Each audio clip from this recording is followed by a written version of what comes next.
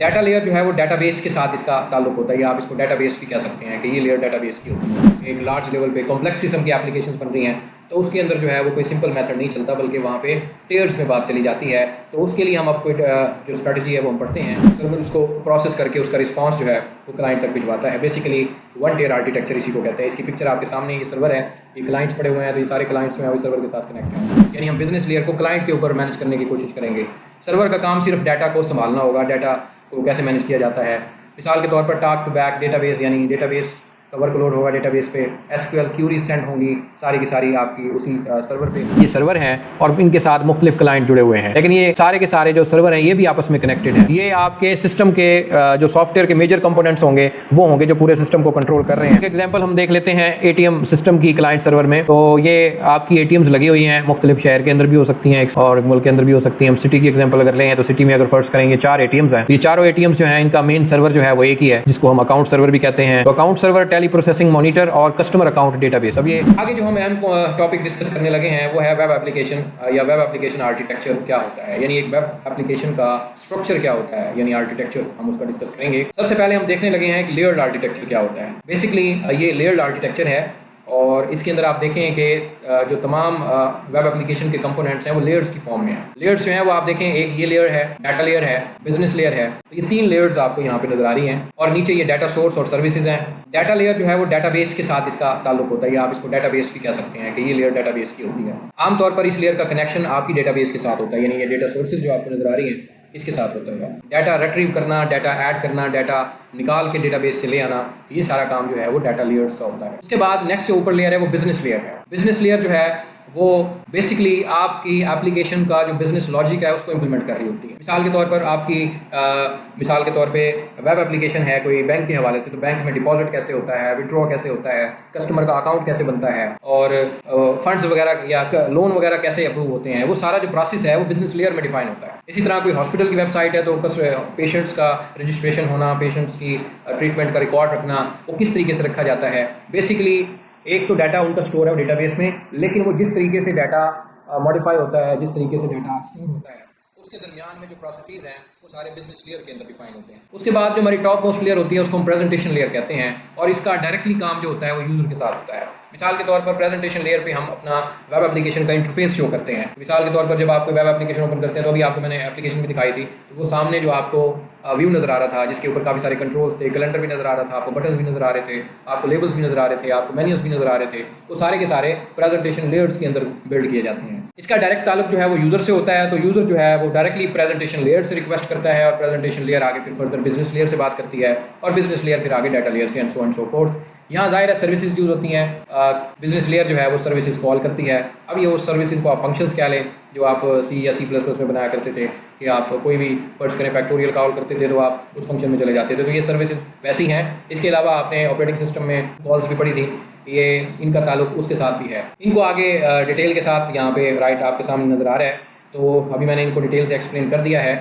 आप इधर से इजीली जो है वो इनको पढ़ भी सकते हैं। तो मैंने हर लेयर्स का जो आपको काम है इंडिविजुअली एक्सप्लेन कर लिया है। आगे चलते हैं और आगे हम चलते हैं कि इंटरप्राइज, ये तो लेयर का आर्किटेक्चर जो है वो अगर कोई सिंपल सिस्टम हो उसके अंदर हम कर सकते हैं इम्प्लीमेंट, लेकिन आजकल क्योंकि एंटरप्राइज एप्लीकेशंस का दौर है, यानी बड़ी बड़ी एप्लीकेशंस बन रही हैं, एक लार्ज लेवल पे कॉम्प्लेक्स किस्म की एप्लीकेशंस बन रही हैं, तो उसके अंदर जो है वो कोई सिंपल मेथड नहीं चलता, बल्कि वहाँ पे टेयर्स में बात चली जाती है। तो उसके लिए हम आपको जो स्ट्रेटजी है वो हम पढ़ते हैं। तो उसमें बेसिकली 4 तरह की टेक्निक हम पढ़ेंगे। सिंगल टेयर होती है, 2 टेयर, 3 टेयर एंड एन टेयर स्ट्रक्चर होता है आर्किटेक्चर, उसको हम देखेंगे। सबसे पहले हम 1 टेयर आर्किटेक्चर देख लेते हैं। इसको हम client server architecture, client server model भी कहते हैं, जिसको हम पहले आप किसी कोर्स में पढ़ चुके हैं डिटेल के साथ। ये बिल्कुल वैसे काम करता है, इसमें क्लाइंट होगा और एक सर्वर कंप्यूटर है। बेसिकली सर्वर एक सेंट्रलाइज्ड कंप्यूटर है, क्लाइंट सर्वर से रिक्वेस्ट करता है किसी कंटेंट के हवाले से या किसी फाइल के हवाले से, सर्वर उसको प्रोसेस करके उसका रिस्पांस जो है वो क्लाइंट तक भिजवाता है। बेसिकली 1 टेयर आर्किटेक्चर इसी को कहते हैं। इसकी पिक्चर आपके सामने, ये सर्वर है, ये क्लाइंट्स पड़े हुए हैं, तो ये सारे क्लाइंट्स में सर्वर के साथ कनेक्ट हैं। Entire application exist on the single node, यानी पूरी एप्लीकेशन का जो सेंट्रल पॉइंट होता है वो एक ही नोड होता है जिसको हम सर्वर कहते हैं। यानी वेब एप्लीकेशन में एक तो वो लोग हैं जो यूज़र हैं वो आज यूज़ कर रहे हैं, एक बैक पॉइंट यानी वो जो सर्वर होता है जिसके साथ वो मशीन कनेक्ट होती है। बाकी मैंने कहा इसमें एक इंडिविजुअल मशीन होती हैं और बाकी एक सिंगल नोड होता है। Dumb terminal are directly connected to the mainframe यानी ये सारे के सारे जो कंप्यूटर्स हैं वो मेन फ्रेम यानी जो आपका सर्वर या बड़ा कंप्यूटर उसके साथ कनेक्ट होते हैं। सेंट्रलाइज्ड मॉडल है, जैसे कि मैंने कहा है कि सेंट्रलाइज्ड टेक्निक के ज़रिए से हर क्लाइंट जो है वो सर्वर से कनेक्ट होता है। अब इसमें प्रेजेंटेशन, बिजनेस और डाटा एक्सेस जो है वो मोनोलिथिक अप्रोच के साथ अपनाए जाते हैं, यानी इसमें कोई ख़ास टेक्निक यूज़ नहीं की जाती, बस एक कंपोनेंट उठाया जाता है और उसको सिंपली तौर पे इम्प्लीमेंट कर दिया जाता है। मोनोलिथिक अप्रोच सॉफ्टवेयर इंजीनियरिंग में भी हमने लास्ट कोर्स में पढ़ी थी। अब ये दो तरह के सिस्टम होते हैं, एक तो स्टैंड अलोन एग्जीक्यूटेबल होती हैं और मेन फ्रेम एप्लीकेशन होती हैं। ये दो इसकी टाइप्स हैं, इनके बारे में आगे फर्दर जब हम एग्जाम्पल्स देखेंगे तो आपके सामने आएंगे। एडवांटेजेस हैं इस टेक्निक के कि सिंपल टू बिल्ड, नेचुरल आपको लगेगी। इसके अंदर जो है वो क्लाइंट साइड पे मैनेजमेंट ज़्यादा दरकार नहीं है, यानी इसमें सर्वर पे ज़्यादा मैनेजमेंट करनी पड़ती है, क्लाइंट पे हम नहीं करते। Data consistency is easy to achieve, यानी इसमें डाटा कंसिस्टेंसी जो है वो आसानी से हम अचीव कर सकते हैं। डिसएडवांटेजेस हैं फैसिलिटीज़ वेरी लिटिल रीयूज़, इसमें फैसिलिटीज़ जो हैं वो कम से कम रीयूज़ आप कर सकते हैं क्योंकि ये सिंगल टेयर है। और मेंटेनेंस जो है वो इसमें ज़्यादा एक्सपेंसिव होती है क्योंकि इसमें सारी मेंटेनेंस इन्वॉल्व होती है सर्वर पे, क्योंकि पूरी मैनेजमेंट सर्वर पे की जाती है, क्लाइंट पे ज़्यादा लोड होता नहीं है, इसलिए उसकी मेंटेनेंस भी ज़्यादा एक्सपेंसिव हो जाती है। उसके बाद सिंगल पॉइंट फेलियर है, अगर फर्स्ट करें आपका सर्वर फेल हो गया है तो आपका ऊपर वेब एप्लीकेशन काम करना छोड़ जाएगी, क्योंकि एक ही पॉइंट है वही फेल हो गया है तो फिर आप पूरा सिस्टम ही फेल हो जाता है। मिसाल के तौर पर आप बैंक में अक्सर देखते हैं कि वहाँ पे उनके सिस्टम काम करना छोड़ जाते हैं, तो उनकी वजह यही होती है कि बेसिक फीचर सर्वर शायद एक हो तो वो उनका सर्वर ही काम करना छोड़ जाए तो फिर वो पूरा सिस्टम जो है वो काम करने से माजरत कर लेता है आपसे। Scaling system require buying your costly hardware, जाहिर है इसमें सिस्टम जाहिर है आपने सिंगल सर्वर पे मेंटेन करना है तो उसके लिए हार्डवेयर भी काफ़ी कॉस्टली चाहिए होगी। ये सारे डिसएडवांटेजेस हैं जो यहाँ पे आप देख रहे हैं। उसके बाद क्लाइंट टू टियर आर्किटेक्चर है, इसको भी देख लेते हैं। टू टियर आर्किटेक्चर में क्लाइंट सर्वर एप्लीकेशंस भी होती हैं, इसमें जाहिर है एक से ज़्यादा सर्वर हो सकते हैं, मतलब क्लाइंट जो है उसके अंदर भी मैनेजमेंट ज़्यादा हो जाएगी और सर्वर भी यहाँ पे उनकी तादाद में इजाफा हो जाएगा। मिसाल के तौर पर इसमें अब दो तरह के फैट क्लाइंट और थिन क्लाइंट यूज़ होते हैं। क्लाइंट दो तरह के होते हैं, अगर तो फैट क्लाइंट है तो उसके अंदर सर्वर जो है वो सिर्फ डाटा मैनेज कर रहा होगा, वो एप्लीकेशन का प्रोसेस नहीं देख रहा होगा, यानी बिजनेस लॉजिक मैनेज नहीं कर रहा होगा। अभी हमने लेयर्स में देखा था कि वहाँ पे जो बिजनेस लॉजिक है वो फिर क्लाइंट के ऊपर ज़्यादा वर्डन आ जाएगा, यानी फैट क्लाइंट यानी क्लाइंट के ऊपर ज़्यादा लोड होगा, यानी हम बिजनेस लेयर को क्लाइंट के ऊपर मैनेज करने की कोशिश करेंगे।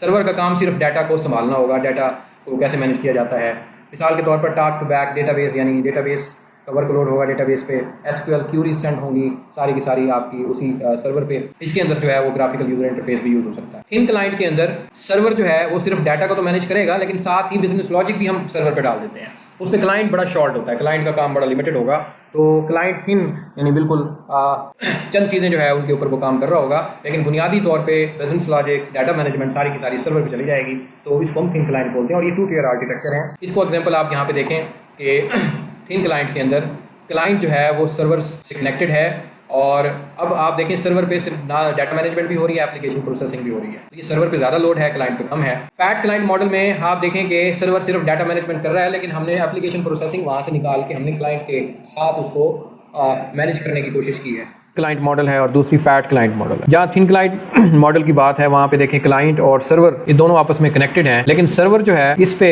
डाटा मैनेजमेंट सर्विसेज भी रन हो रही हैं और एप्लीकेशन प्रोसेसिंग भी इसी पे ही हो रही है। यानी थिन क्लाइंट मॉडल के अंदर जो क्लाइंट है वो बहुत लाइट वेट रखा जाता है, जबकि सर्वर पे सारा लोड जो है वो डाला जाता है, जिसमें अभी मैंने कहा है कि डाटा मैनेजमेंट और एप्लीकेशन प्रोसेसिंग सर्विसेज सारी सर्वर पे होती हैं। दूसरी जो फॉर्म है इसकी वो फैट क्लाइंट मॉडल की होती है, उसमें सर्वर पे सिर्फ डाटा मैनेजमेंट यानी डाटाबेस, हम एक सर्वर बनाते हैं उस पे सारा डाटाबेस रन कर हो रहा होता है, बाकी जो दूसरा वर्कलोड है यानी एप्लीकेशन प्रोसेसिंग के हवाले से वो हम क्लाइंट पे करते हैं, यानी क्लाइंट पे वर्कलोड जो है वो हम ऐड कर देते हैं। कुछ क्लाइंट पे होगा और कुछ जो है वो राउटर्स और दूसरे डिवाइसेस के ऊपर वर्कलोड हो जाएगा। तो इसमें आप देखें कि क्लाइंट जो है वो काफी हैवी होगा और सर्वर पे लोड कम है, तो डिपेंड करता है कि जी कौन सी इन्वायरमेंट है और उस इन्वायरमेंट के मुताबिक फिर ये फॉर्म सिलेक्ट की जाती है। बेसिकली ज्यादातर सर्वर पे वर्कलोड ज्यादा डाला जाता है क्योंकि सर्वर जो है काफी पावरफुल मशीन है, इसलिए फास्ट रिस्पॉन्सनेस जो है हासिल होती है। दूसरी साइड पे अगर फैट क्लाइंट मॉडल की बात करें तो इसमें क्लाइंट साइड पे वर्कलोड ज्यादा होता है और सर्वर साइड पे कम होता है, जिसकी वजह से हो सकता है कि इसकी परफॉर्मेंस जो है वो थिन क्लाइंट मॉडल से स्लो हो। आगे चलते हैं और क्लाइंट सर्वर सिस्टम को जरा डीपली देख लें तो इसमें आपको ये नजर आ रहा है कि हमारे पास ये S1, S2 और S4, S3 ये सर्वर हैं और इनके साथ मुख्तलिफ क्लाइंट जुड़े हुए हैं, लेकिन ये सारे के सारे जो सर्वर हैं ये भी आपस में कनेक्टेड हैं। तो ये एक लार्ज किस्म का नेटवर्क इसी तरह बनता है जिसमें सर्वर बहुत ज्यादा होते हैं। ऑलमोस्ट यहाँ पे डेडिकेटेड सर्वर होते हैं, कोई नेटवर्क को हैंडल कर रहा होगा, कोई डेटाबेस को हैंडल कर रहा होगा सर्वर, कोई फाइल मैनेजमेंट सर्विसेज को हैंडल कर रहा होगा। तो इस तरह की सिचुएशन के अंदर नेटवर्क थोड़ा कॉम्प्लेक्स हो जाता है और एक्सपेंसिव भी होगा of course. Two tier architecture client server के जो एडवांटेजेस हैं वो डिसएडवांटेजेस भी देख लेते हैं। Modification on server propagate to the client, इसमें client server two tier architecture के अंदर जो ज्यादा चेंजेस हैं वो सर्वर पे होती हैं, सर्वर से क्लाइंट की तरफ, क्योंकि सर्वर पे वर्कलोड ज्यादा होता है और इस तरह जो भी चेंजेस करनी हो हम सर्वर के ऊपर ही फोकस करते हैं। Can distribute processing load, processing load जो है वो भी डिस्ट्रीब्यूट हो जाता है क्लाइंट का और सर्वर का। अगर हम फर्स्ट करें उसमें जो हमारा फैट क्लाइंट था उसमें बात करें तो कुछ डेटाबेस पे लोड है, कुछ क्लाइंट पे लोड है, तो इसमें बैलेंसिंग इन्वायरमेंट हो जाती है। अगर आपका क्लाइंट ज्यादा पावरफुल सिस्टम है तब तो ये ठीक है, अदरवाइज अगर सिंपल या कोई सादा किस्म का कंप्यूटर आप यूज कर रहे हैं तब ये वाली टेक्निक जो है वो फेल हो जाती है, फिर हम थिन क्लाइंट वाली यूज करते हैं। Better scalability by adding the server nodes and clients, इसमें आपने आप देखा है कि हम S4 S1 S2 की बात जब कर रहे थे तो इसमें हम काफी और नोड भी लगा सकते हैं, नोड मतलब सर्वर और भी ऐड कर सकते हैं, क्लाइंट भी और ऐड कर सकते हैं, तो इसमें ये एडिंग करना काफी आसान होता है। फोर्थ नंबर पे जो एडवांटेज है वो डेटाबेस टाइप इंडिपेंडेंस है, क्योंकि डेटाबेस सर्वर पे पड़ा हुआ है तो इंडिपेंडेंटली आप उसकी टाइप में चेंज कर सकते हैं या उसको चेंज भी कर सकते हैं, क्योंकि उसका ज्यादातर ताल्लुक सर्वर से ही है और ये इजीली मैनेज हो सकता है। जहां तक डिसएडवांटेजेस की बात है वो भी देख लेते हैं। Client nodes require more computing power, इसमें अब क्लाइंट में अगर आप फैट क्लाइंट की बात अगर हम करें तो उसमें ज्यादातर पावर जो है वो क्लाइंट पे हो रही है, तो इसमें ज्यादा टाइम लगेगा पावर मतलब कंप्यूटेशन करने में और पावर भी ज्यादा कंज्यूम होगी, टाइम भी ज्यादा कंज्यूम होगा। उसके बाद development and maintenance more complex, of course यहाँ पे जो हम लार्ज नेटवर्क दे रहे थे S1 to S3 और S4 वाला, उसमें मेंटेनेंस और डेवलपमेंट भी काफी डिफिकल्ट हो जाती है। Presentation and data model and business logic are intertwined the client side, difficult for the update and maintenance. अगर तो हम बिजनेस लॉजिक भी क्लाइंट पे डाल रहे हैं, डाटा मॉडल भी वही है, प्रेजेंटेशन भी वही है, तो ऑफ कोर्स जो है अपडेट करने में भी प्रॉब्लम आएगी, मेंटेनेंस में भी प्रॉब्लम आएगी। Data model is tightly coupled to the every client, if the DB schema changes all client break. अगर तो आपका जो डाटा मॉडल है वो आपके क्लाइंट के साथ टाइटली कपल्ड है तो उस केस में अगर हम डेटाबेस स्कीमा चेंज करेंगे तो क्लाइंट जो है वो अब ब्रेक हो जाएगा। ब्रेक मिसाल के तौर पे हमने कई क्लाइंट्स ऐड किए हुए हैं, अब हम एक DB स्कीमा अगर जाके चेंज कर देते हैं तो वो एक क्लाइंट पे तो कंपैटिबल हो गया, लेकिन दूसरे क्लाइंट या तीसरे क्लाइंट के ऊपर वो कंपैटिबल नहीं होगा, जिसकी वजह से और प्रॉब्लम आना स्टार्ट हो जाएंगे। Updates have to be deployed to all clients making system maintenance nightmare, updates system को अपडेट करना, मेंटेन ऊपर वाले भी डिसएडवांटेज में मैंने यही बताया था मेंटेनेंस और डिप्लॉयमेंट में, यहाँ के सिस्टम अपग्रेड करने में भी प्रॉब्लम आएगी। DB connection for every client this difficult to the scale, database connection जो है वो हर क्लाइंट के लिए अलग हमें ओपन करना पड़ेगा और डिलीट करना पड़ेगा, देन दो इसको स्केलेबिलिटी जो है वो थोड़ी सी इसमें डिफिकल्ट हो जाती है। लास्ट है जी data transfer to the client for processing cause high traffic network traffic, इसमें जो डाटा ट्रांसफर है क्लाइंट्स के लिए वो ज़्यादा हैवी लोड पे चला जाता है, उसकी वजह क्लाइंट्स बहुत ज़्यादा होते हैं और हर कोई ना कोई डाटा ट्रांसफर कर रहा होगा, तो ऑफ कोर्स जो है वो ट्रैफिक काफ़ी हाई हो जाएगी, जिसकी वजह से आपका सिस्टम स्लो हो सकता है या और बग्स वगैरह भी आना स्टार्ट हो जाएंगे। तो ये जो फैट क्लाइंट वाला सिस्टम है थोड़ा सा रिलायबल नहीं है, नॉर्मल सिस्टम के लिए तो ठीक हो जाएगा, चल जाएगा, लेकिन ज़्यादा अगर लार्ज सिस्टम आप बना रहे हैं उस केस में प्रॉब्लम हो सकती है। एग्जाम्पल हम देख लेते हैं ATM सिस्टम की क्लाइंट सर्वर में, तो ये आपकी ATMs लगी हुई हैं, मुख्तलिफ शहर के अंदर भी हो सकती हैं और मुल्क के अंदर भी हो सकती हैं। हम सिटी की एग्जाम्पल अगर लें तो सिटी में अगर फर्स्ट करेंगे 4 ATMs हैं, ये चारों ATMs जो है इनका मेन सर्वर जो है वो एक ही है, जिसको हम अकाउंट सर्वर भी कहते हैं। तो account server teleprocessing monitor और कस्टमर अकाउंट डेटाबेस। अब ये अकाउंट सर्वर के दो हिस्से हैं, ऑफ कोर्स ये भी हो सकता है कि यहाँ पे दो सिस्टम लगे हुए हों, एक में टेली प्रोसेसिंग मॉनिटरिंग चेक की जा रही हो, दूसरे में कस्टमर का डेटाबेस हो, तो इन सारी ATM इसके साथ कनेक्टेड हैं और ये आपके तमाम क्लाइंट्स हो गए और ये आपका सर्वर हो गया। तो बेसिकली ये जो आपका ATM सिस्टम है ये भी क्लाइंट सर्वर के ऊपर बेस्ड है। तो ज्यादातर वर्कलोड जो है वो यहाँ आप देखें कि ATM में भी हो रहा होता है, सर्वर पे भी यहाँ पे दो काम हो रहे हैं, लेकिन इसके अलावा ये आप कह सकते हैं कि ये एक थिन क्लाइंट है, क्योंकि इसमें ज्यादातर काम सर्वर पे ही होगा। ATM पे भी ऑफ कोर्स काम तो हो रहा है लेकिन लिमिटेड काम हो रहा है। नेक्स्ट जो हमारा आर्किटेक्चर है वो 3 टियर आर्किटेक्चर है। 3 tier architecture application are generally partition as client, control and data components. इसके अंदर हम 3 हिस्सों में डिवाइड कर देते हैं सिस्टम को, एक क्लाइंट वाला हिस्सा होता है, दूसरा कंट्रोल और तीसरा डाटा कंपोनेंट्स होते हैं। 3 tier architecture each logical partition map to the layer in the system, यानी हर जो एक लॉजिकल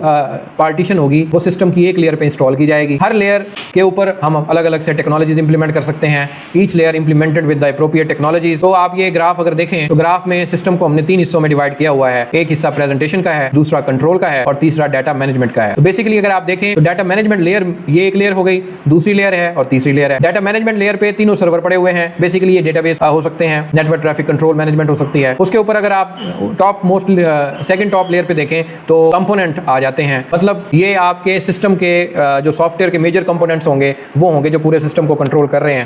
तो इसमें आप देखें ये कंपोनेंट्स हैं। और फाइनली प्रेजेंटेशन लेयर पे आपको 2 क्लाइंट्स नजर आ रहे हैं, that is the interface layer, जो यूजर जो है इस लेयर के ऊपर जाकर डायरेक्टली यूज कर रहा होगा। अब इसके एडवांटेजेस और डिसएडवांटेजेस देख लेते हैं। कंप्लीट सेपरेशन ऑफ कंसर्न, इसमें आप देखें कि डाटा कंट्रोल भी अलग हो गया, डाटा प्रेजेंटेशन का सिस्टम भी भी अलग हो गया और डाटा मैनेजमेंट भी हमने अलग कर दिया है। तो इसमें अब हम किसी अगर फर्स्ट करें डाटा मैनेजमेंट को अगर हैंडल कर रहे हैं तो हमारा फोकस डाटा मैनेजमेंट वाली लेयर पे होगा। अगर हम कंट्रोल वाले यानी कंपोनेंट्स को अगर डिजाइन कर रहे हैं या कंपोनेंट्स में चेंज कर रहे हैं तो हमारा फोकस कंपोनेंट लेयर यानी बिजनेस लेयर पे होगा। अगर हम जो है इंटरफेस में चेंज करना चाह रहे हैं सिस्टम के तो हमारा जो इंटरेस्ट होगा वो प्रेजेंटेशन लेयर में होगा। तो इस तरह आप देखें कि 3 टियर में ज्यादा सेपरेशन ऑफ कंसर्न हो जाता है। सेकंड जो डिसएडवांटेज है, control logic can be reused by the client application. अब ये जो कंट्रोल वाला सिस्टम है जो कि सेकंड लेयर है, ये क्लाइंट बार बार इसको यूज कर सकता है। एक दफा कंपोनेंट एक बन गया हम उसको रीयूज कर सकते हैं। बेसिकली अगर आप इसको ऑब्जेक्ट ओरिएंटेड प्रोग्रामिंग अगर पहले पढ़ी है, डिस्कस की है, तो उसमें जो ये इनहेरिटेंस वाला ये हमारा फीचर है, इससे आप देखें रीयूजेबिलिटी कवर होती है। हमें क्लास या कंपोनेंट बनाएंगे जिससे क्या होगा कि हम उसको फिर बाद में रीयूज कर सकते हैं। Cash result in the controller layer.